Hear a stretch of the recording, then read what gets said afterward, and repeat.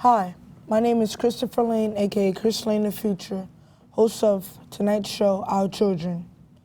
Tonight I have a special guest with me, an old-timer basketball legend, Mr. Ronald Anderson, aka Onion. How you doing tonight, big fella? I'm fine. I'm a pleasure to be here with you. And what you want to ask me? Well, before, let's get started. All right. So, what age did you begin playing basketball? 9 years old. 9. Wow, that's a young age. Were you nice?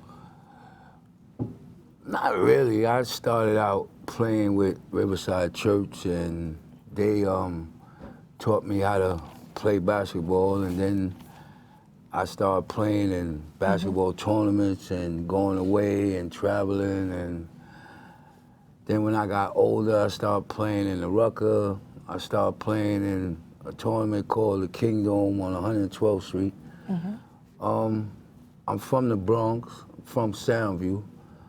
I played against a lot of bad, nice basketball players in the Bronx and Manhattan. And that's how I got better. I never played my age group. If I was 10, I played 12. If I was 12, I played 14. If I was 14, I played 16. If I was 16, I played against the big boys. So that's how I got better. Basketball saved my life. That's how I never got in trouble, went to jail. I always was on the basketball court. I slept with 2 basketballs when I was in my house on my bed, one on my head and one on my feet. That's basically how I played ball, and I never was afraid of playing against anybody. I always was this height when I was 12 years old. I never grew. So I had to do a lot of things the hard way as being a little point guard. I played high school basketball, I played college basketball, I played semi-pro basketball, and I almost made the pros, So I'm just one of them little guys that had a lot of heart growing up. Yeah. So your nickname's Onion, right? Yes. How did you get that name?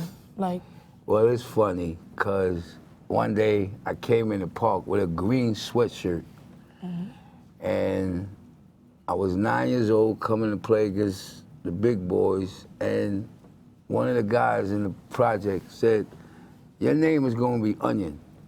And I was like, "Onion?" He was like, "Yeah, because you got an onion head." And it stuck with me to now, and I'm 60.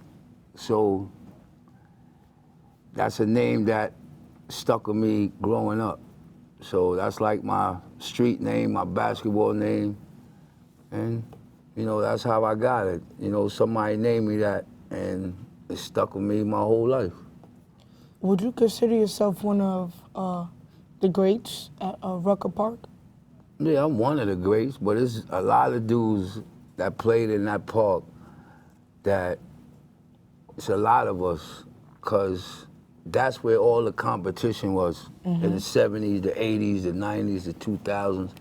That's where all the competition was. If you was nice, you played in there. If you wasn't nice, you ain't never played in the Rucker. So I just feel like I played against the best, and I'm one of the best, and I'm still playing at 60. So, that's just me. I'm gonna play basketball in tournaments until the wheels fall off. So that's just me. That's funny. So any players you went up against when you were younger to now, and you might have lost, but you played with heart.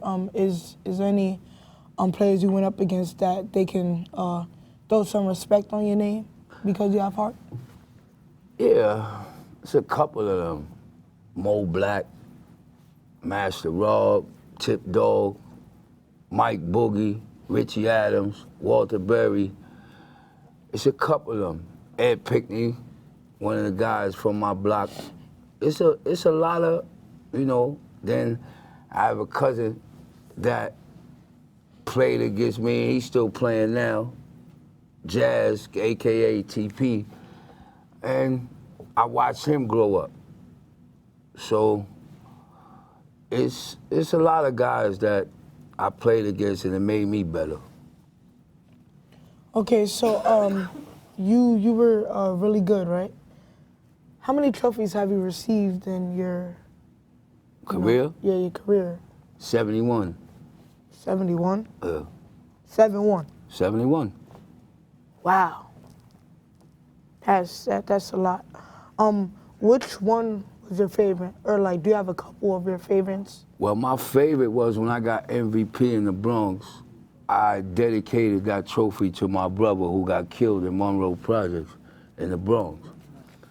And when I got MVP, I put his name in it. And that's one of my most memorable MVP trophies. The rest of them, you know, I got championship trophies, I got MVPs, but that one was more to me than all of them because I dedicated that to my brother. And my mother still has that on her fireplace. You know, I got MVP and I put in memory of Troy Anderson, which was my brother who got killed. Why was your brother so special to you? Because it was just me and him. I was the firstborn and he was the second, and it was just me and him. And we always was close. So he's still special now, and he's not even here. And he's always gonna be special to me, so. Wow. What would you say was one of your best games? Or like, I know basketball legend you have a lot, but like which one was like, or like 2 or 3 that you could pick out and say was your best performance in basketball? Well, in the Bronx, it's a gym called Claremont on 169th Street and Webster Avenue. I had a couple of games in there that I could say was my most highlights. I had 40 points at the half, and then I had another one where I had 30 and I hit the winning shot. So it's a couple of them, you know, but like I said, the most memorable games, you know, I had a couple of winning games in the Rucker. I played with a lot of big-time coaches, and they taught me a lot. I survived in them streets with basketball. So that's mainly, if it wasn't for basketball, I don't know where I'd be. You know, basketball was my whole life, and I'm still playing now because I love the game. And I don't like to lose. I'm one of them little dudes that don't like to lose. So. So, do you have any advice for a young peer like myself that wants to go into basketball? What would your advice if they want to make to your like, you know, your standpoints are like to the pros? Like, Well, I've been coaching kids for like 35 years, all ages, your age too. And one thing I say to kids, everybody's not promised to be in the pros. You have to have an education. See, when me and my cousin coach now, we drill education first, basketball second. Because without education, it's no basketball. You can go to any college you want to, but if your grades is not good, you're not playing. You could be one of the baddest dudes in the world, but you gotta go to class. You gotta have an education. You gotta be a student first and a basketball player later. And like I said, I teach basketball. I don't just put a basketball in a kid's hand and say, let me see what you do. I teach. You know, it's conditioning. It's a lot of things besides just run up and down a basketball court. You know, and I've been coaching kids since, like, I'm going on my 38th year coaching kids. wow. With basketball, have you changed lives with basketball? Yeah, You coach? I changed a lot of lives. I got kids right now that I put in college, me and my cousin, where they was like very disrespectful at home. They would disrespect their parents, all that. And they came with me and my cousin.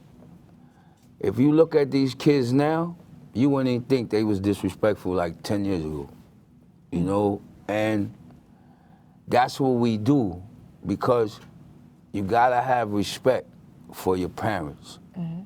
And we insist that, because without your parents, you wouldn't be here, you know? And I had a lot of kids come at me with attitudes and this and that, and I stood my ground. But when them kids come home from college now, the first thing they do is hug me and my cousin, and they tell me and my cousin, we saved their life, because if we didn't do that, they don't know if they would be locked up or dead. And that's why I do it. I do it because I do basketball camps in the summer, and just to see them little kids with a basketball and a smile on their face when they get their trophies at the end and all that, it touches me in my heart. That's why I do it every year, because to watch them kids have fun the summer, and then they can take that to school. If a kid is getting ready to play high school basketball, he done learned the whole summer, and he gonna be one of the best high school basketball players coming out of Manhattan or the Bronx. So, you said education was key. Yes. Okay, so what would be like if you were good at basketball? What would be like the grade that you would need to be eligible to play? It's no grade to be eligible to play. You just gotta go to school, get good grades. If you wanna go to college, you gotta have either a B average or A average. You can go to college with a GED, cause I did it. And I went with 2 good colleges on 2 different scholarships.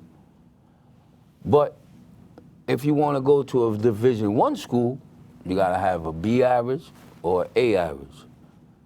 85, 90 average. If you got a 90, 95 average, you can go to any school on an academic scholarship. That's not even playing no kind of sports. Wow, that I just can't believe I'm like, talking to a legend. I'm not really a sporty, but I can get down. I saw somebody up real quick. I just can't believe I'm talking to Rucker's basketball legend. You said basketball saved your life. Yeah. If it wasn't for basketball, do you think you'll be helping others, or do you think you'll be like struggling right now? If I didn't have basketball, I probably been getting into something, selling drugs, or I wouldn't be teaching kids. I wouldn't be doing none of the things that I'm doing. I was around positive people. I was around coaches that know basketball more than I ever knew it. I played for a lot of people that had better knowledge in that game than I did. I played basketball for Riverside Church, Mr. Orny Lurch. I played basketball for Mr. Chick Jules, Chick All-Stars. I played basketball for Mr. Tiny Archibald. I was in the pros, played with the Boston Celtics. I played with a lot of people that had more knowledge than me, that helped me be a better person. I still play now, and it's still like, yo, I ain't gonna lie, I try to do things that I know I can't do, but I try to do it anyway, because that's just me. But I love the game. Every time I see a pro basketball game, I say to myself, wow, I still can run up and down at 60.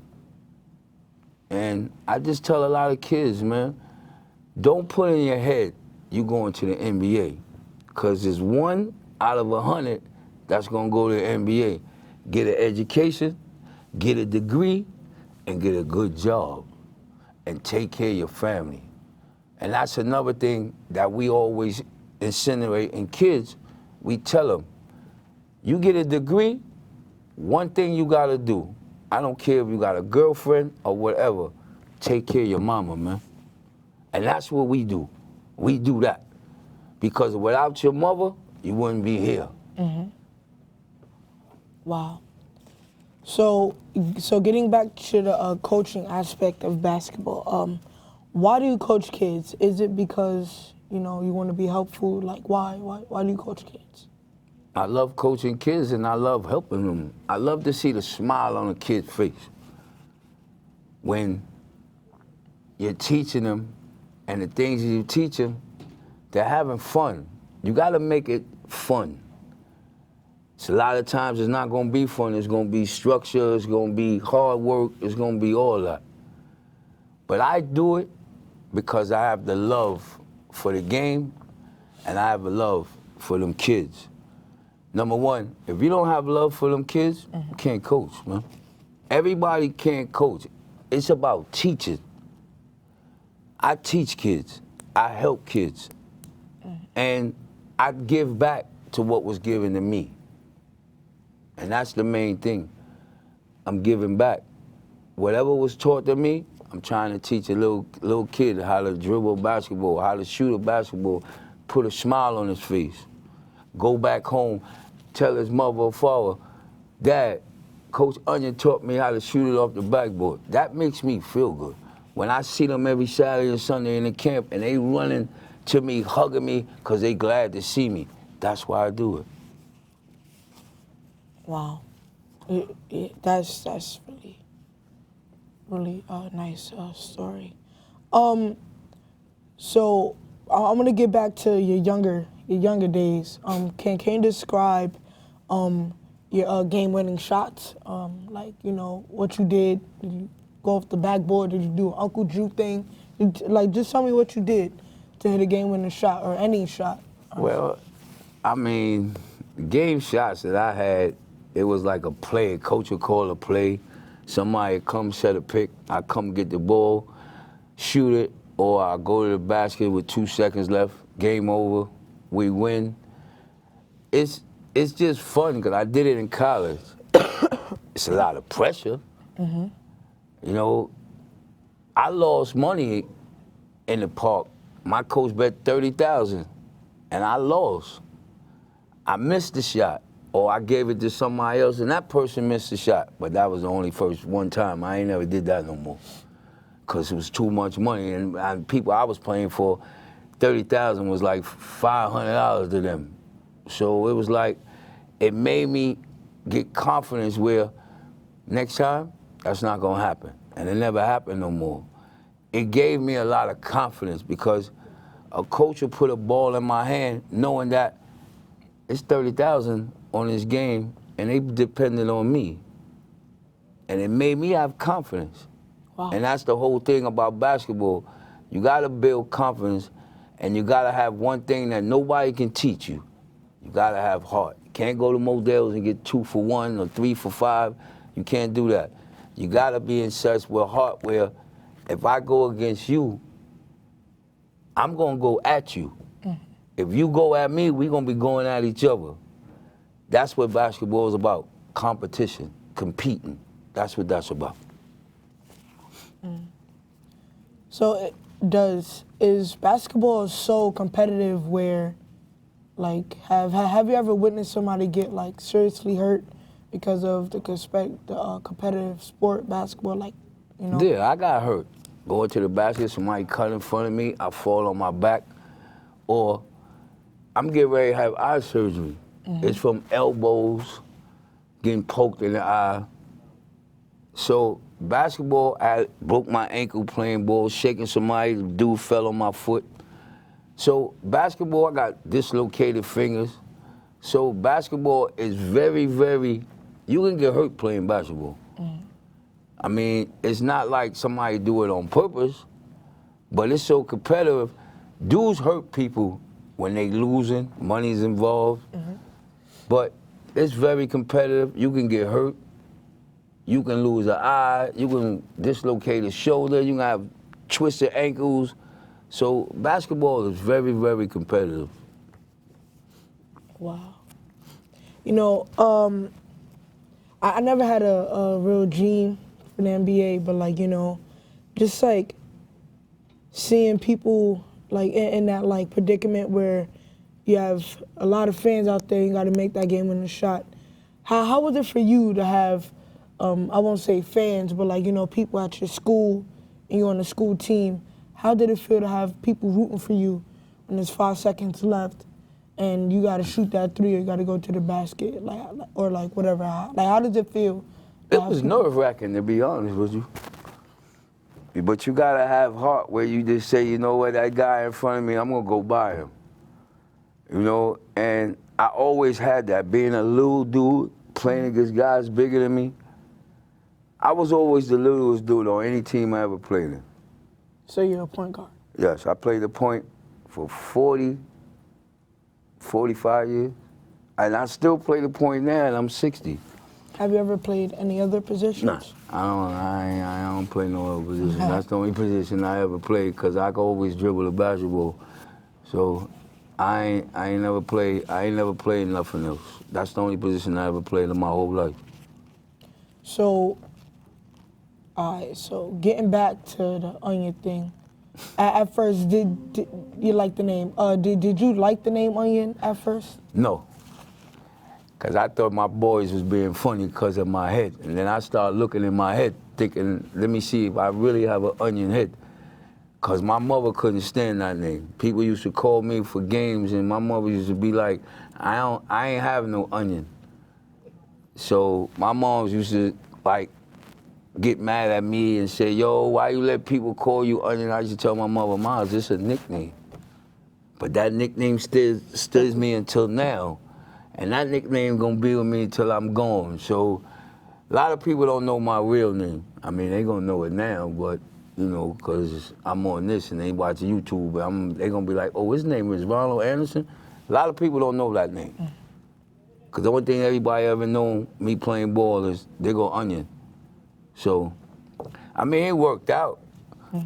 But nah, I ain't never, when I first got that name, I couldn't stand it. But I ain't like Ronald, so I'd rather take Onion, so. And that's how it always lasted, so. So, is it true that not everyone gets into the NBA? Yeah, not everybody goes to the NBA. The NBA is politics. You know, it's all about not what you know, who you know. So it's like, if you're in the right situation or you're around the right people, you can get a shot. Everybody, I know a lot of people that's good, better than me. They ain't make the pros neither. Wow. So it's politics in the NBA. And the NBA is not where everybody think it is. Everybody think that because you 6'5" or you 6'10" or you 7 feet, you gonna make the NBA. Nah. That's why a lot of people go overseas, Turkey, France, China. That's why everybody plays. You still can get money, but it'll never be like the NBA money. Yeah. We gonna keep this one on, you know, sea level, you know. But well, was there ever an opportunity for you to make it to the pros? Yeah. On what team was that? Atlanta Hawks. Cause my friend Chris Hicks, his uncle was a coach of the Atlanta Hawks, which was Lenny Wilkins. And he liked it the way I played when I was in Texas. And I didn't make it, that's all. But I should have made it because I had all the talent in the world, you know. But like I said, God do a lot of things for a reason. And to be honest with you, anyway, I'm glad I didn't make the pros because I never would have met you or your mother. And I'm really like happy, you know, because I have an opportunity now to be happy. I have a fiance and I have you that's behind me in coaching kids. Y'all like what I'm doing. Y'all support me. And see, that's the whole thing. If you have support, you could go a long way. And I finally got that where I didn't have that before. I think if I'd have had that before, I probably would have made the pros. But I got support now, and my head is up instead of my head always being down. And I wanted to say on TV, I appreciate you and your mom, bro.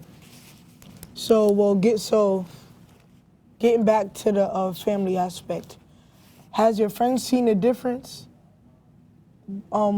because of you being with my mom and me? Have your friends seen you like happier, sadder? Nah, ain't no sad. Everybody say they see a glow. Everybody say I'm more funnier now. They say I think I'm Eddie Murphy. You know, everybody say, yo, we ain't seen you this happy. This is the old Onion. Everybody always say that now. You know, when I walk in somewhere, everybody's glad to see me. You know, when me and your mother went out, people was hugging me right in front of her, telling me all that I'm a legend in basketball and I'm a Park legend and this and that. And that made me feel good because people was acknowledging me as that. You know, and I'm, like I said, I'm more happy than I am now than I ever was in about, you could say 10, 15 years. So, like I said, I appreciate you and I appreciate your moms, and, you know, I'm glad to be involved with people that care about me. You understand? So that's the main thing. That's cute. That's real cute. So it's cute. Yeah, it's real cute. Well, but that wraps up tonight. Okay. That wraps up tonight. Okay. Ron, we got our flashes. But what were your greatest accomplishments as your career in basketball? I could say almost making the pros, traveling, playing in different states, different countries, and just playing basketball. I mean, that was my life. It's still my life, but I love doing it. And it's hard for me to stop playing at 60. It's like I'm looking for tournaments now. People telling me to play 50 and over.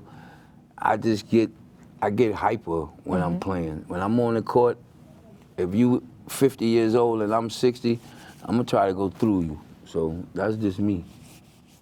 So is that an ego thing? It's an ego thing because ego? everybody know me. So I can't go in there and not perform, so.